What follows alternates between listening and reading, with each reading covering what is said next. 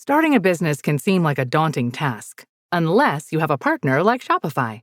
They have the tools you need to start and grow your business. From designing a website to marketing to selling and beyond, Shopify can help with everything you need. There's a reason millions of companies like Mattel, Heinz, and Allbirds continue to trust and use them. With Shopify on your side, turn your big business idea into...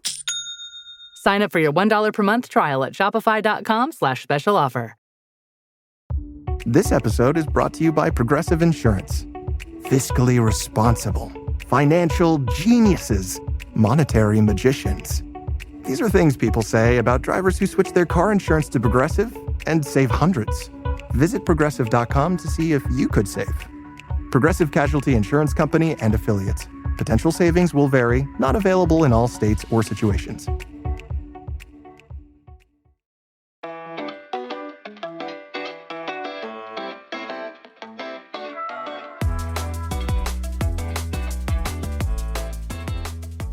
Welcome to The Eagle. I'm Jessica Marshall here with some more from inside the newsroom here at the Times-Union. This week, John Sarcone was named acting U.S. Attorney for New York's Northern District. The move by the Justice Department came after a panel of federal judges declined to appoint Sarcone to the role permanently. I'm going to throw now to our editor-in-chief, Casey Seiler, for more. Hi, I'm Casey Seiler, editor of the Times-Union, and I'm happy to be joined by our intrepid managing editor for investigations and Capitol Bureau Chief, Brendan Lyons. Brendan, let's offer a primer on the matter at hand. Who is John A. Sarcone III, and what is the Northern District of New York? Okay, so John Sarcone is an attorney from Westchester County who had previously been part of Trump's team back in 2016 during that election, a favorite among some of the people who work on behalf of the Trump administration in New York. And because of a resignation earlier this year by U.S. Attorney Carla Friedman, who was ahead of the 32-county Northern District, which is one of several federal districts across the state of New York, and there was a vacancy created. Sarcone was appointed in March to be the interim U.S. attorney. Pam Bondi made that appointment, and because it was an interim appointment, he was in that job for 120 days, which had been a rather colorful experience. So to skip ahead to the last couple of weeks of that 4-month appointment, Sarcone was menaced by an undocumented migrant, gentleman from El Salvador, outside of a hotel in downtown Albany. That turned into a national story. The migrant was initially charged with attempted murder. It was later reduced to misdemeanor charges. He pleaded guilty, is now serving 90 days in Albany County Jail, and is likely going to be deported. But in an affidavit that Mr. Sarcone filed after that incident, he gave an address in downtown Albany as his residence, and you ended up doing a story on that claim. Can you summarize it for our listeners? So yeah, that incident in mid-June occurred when John Sarcone, interestingly, was strolling around downtown around 10 o'clock at night on a weeknight. Some people had asked me in the previous weeks and months that he was here whether he was truly a resident of the Northern District, which is required for a U.S. attorney. Whether that requirement kicks in for an interim U.S. attorney and how soon is a little bit muddled. And so this unusual incident, he was smoking a cigar walking along Lodge Street in Albany and had an encounter with this man that appeared to be a homeless individual from El Salvador who had re-entered the country illegally. And police had video of the incident. There's no doubt that there was an encounter between the two and that the other man had wielded a knife. Whether it rose to an attempted murder charge, of course, was another matter. It didn't seem to reach that level of seriousness. Through a FOIL request, I ultimately had obtained a copy of some of the court records in this case, including an affidavit that Mr. Sarcone gave, his account of the incident. And in that affidavit, he had listed his address as a residence in the Sheridan Hollow neighborhood. Even though he no longer plans to live there, I guess I won't disclose the residence. But when I visited it, having known that neighborhood very well as a former crime reporter, it was struck me as odd that he would pick to live in that neighborhood. The house turned out to be boarded up. It was in violation of a number of codes, including not being reported as a vacant residence and never having an active building permit if it had been renovated inside. And so that led to some questions to Mr. Sarcone about his residency. And he had implied, I would say is a fair term, that he was in the residence. He described it as not bad. And when I pressed him the following day about the fact he said he lived there, even though the front door was boarded up, not just the windows as he has described it, he then responded by calling me with the mortgage holder on the phone, a friend of his, Steve Saba from Westchester County. And Steve Saba proceeded to tell me that the house had been fully renovated inside, that they were just waiting for windows and a door. And he said he and John both had said that the windows were delayed because of China tariffs, although builders have questioned whether any builders get windows from China these days. And so the story kind of started to fall apart, that one, he had never been living in there. Whether he intended to live there was questionable because no work had been done that we could find from talking to neighbors, code enforcement officials who visited the property. That story about his residency just happened to coincide with the meeting he had with 9 district judges, or at least up to 9 district judges from the Northern District last month, where they were considering whether to extend his appointment, his interim appointment, because he was not a presidential appointee. He did not need Senate confirmation, but to remain in the job, the federal statute requires federal judges to approve him to continue in that role. Or in this case, what they eventually did was decline to appoint anyone to that position, including him. Right. And I will pause to tell our listeners, this was a story we have heard from various quarters saying, well, this was nothing but a hit piece, and this was a story you spent the better part of a week putting together. We were exceedingly careful with it, exceedingly careful in not wanting to disclose where this residence was. But at the same time, it seemed like at every turn, the story just got weirder and weirder.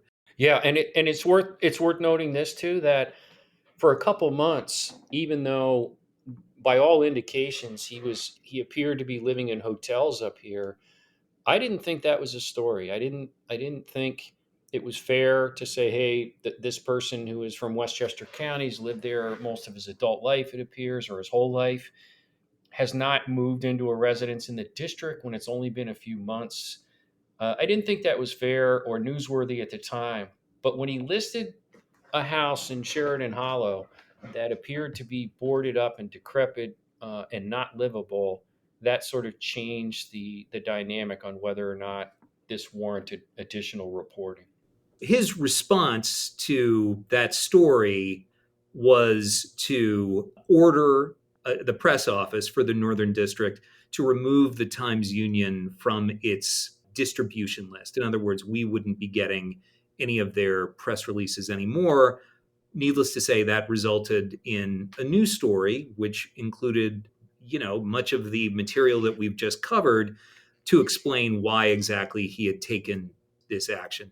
And that, we heard, had been rescinded as soon as you inquired about this removal of the Times-Union. Yeah, we had been off the list for about 2 weeks. And then when I asked about it, apparently that decision was reversed, and he instructed them to put us back on the list. Yeah. And just for the ambitious young journalists out there, cutting somebody off from press releases, if you're a real journalist, is not exactly a great sanction. But anyway, let us skip ahead to last Friday, when Mr. Sarcone, not talking to the Times Union, called up WNYT, the local NBC affiliate here, and told a reporter there that he had been informed that the Board of Judges, the federal judges panel that you were just talking about, had approved him to stay in the job. A couple of hours later, the Board of Judges put out a statement that contradicted that and said that they had taken no action on him whatsoever. And then on Monday, another brief release from the federal judges panel saying that, in fact, their final action was to decline to appoint anybody to that position. In other words, they had turned their backs on Mr. Sarcone, and they had given up the chance to put somebody else into that position who, of course, could be removed by the president, correct? Yes. And that's one reason that they probably didn't appoint someone, because that person could be removed by the president. I think based on the information that was provided to us in Syracuse.com last week was that Mr. Sarcone had received a text message from an associate deputy attorney general in Washington with the executive office for U.S. attorneys. In that text message that he had copy and pasted had indicated that they were told, although we don't know by whom, by the court in quotation marks, that things were moving in the right direction and that the chief judge for the district would come in Monday and sign the order or the decision putting him in the job. But that apparently had not happened. So the fact that he put that out, if that's what he was told, might be questionable whether he should have shared that information publicly. But I can understand why he thought, hey, they're going to appoint me to the court. So then it didn't happen, as you noted. And within a short period of time, his supporters were confident that he wasn't going anywhere. And that turned out to be the case because the attorney general did. It's not unprecedented for a person to successively serve as an acting U.S. attorney after being an interim U.S. attorney, but it's not something that occurs often, maybe 10 times in the last 20 years or so. And that is what they did. They appointed him as special counsel to the U.S. attorney, which keeps him formally on the payroll. And then they appointed him as first assistant U.S. attorney, displacing Dan Hanlon, who had been a local assistant district attorney for many years, is well known. They moved him into a different title, put John Sarcone in as first assistant U.S. attorney. And because there is no U.S. attorney, by law, by federal statute, the first assistant becomes the acting U.S. attorney. And so now the question is whether he will stay in that position indefinitely, as he has said publicly, or whether he will be limited to the 210-day period for acting U.S. attorneys to serve in that role without being permanently appointed. So, just kind of summing up, what does this mean? John Sarcone is going to lead several dozen assistant U.S. attorneys as well as staff. I think it's about roughly 100 people all in. But the Northern District is significant in part because it includes Albany in the state capital. Isn't that right? Yeah, as well as much of the Canadian border too. There are a lot of federal agencies from the Northern District headquartered in Albany, where he works: the FBI, the ATF, DEA. He travels the district a lot. He continues to do that. This week he was in Syracuse and then heading apparently to Buffalo, which is outside the district. So he's doing a lot of networking and meeting with local law enforcement and putting out news releases on those encounters, which is a little unusual. I haven't seen that in 30 years from U.S. attorneys, but it doesn't mean that it's not appropriate to do so. And he has said that they will continue focusing on the same priorities that the Trump administration has touted, as far as lowering crime, targeting people who entered the country illegally and have committed more crimes, or maybe not in some cases. And so for right now, John Sarcone remains the acting U.S. attorney in upstate New York in the Northern District. and that does not appear it is going to change anytime soon.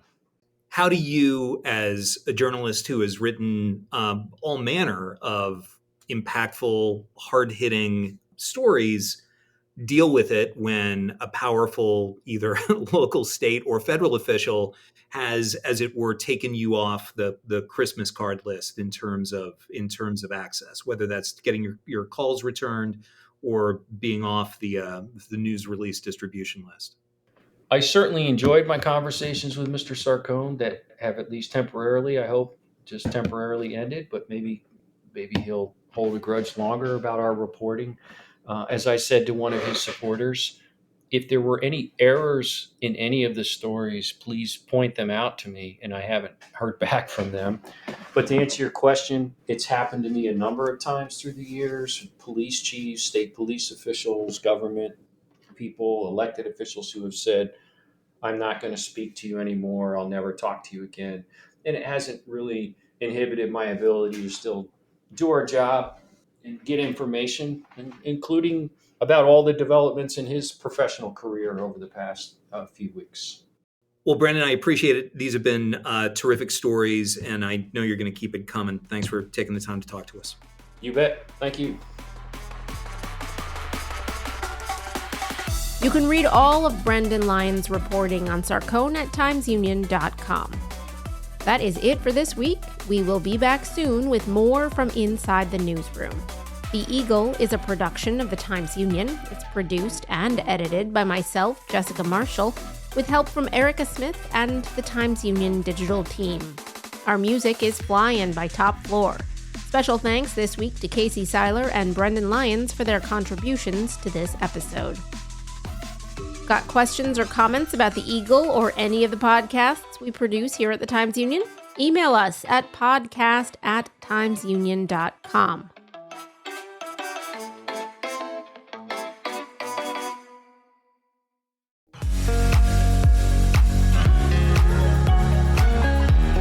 If you're enjoying this podcast, take advantage of all the Times-Union has to offer and support our efforts to bring you award-winning journalism by becoming a Times-Union subscriber today.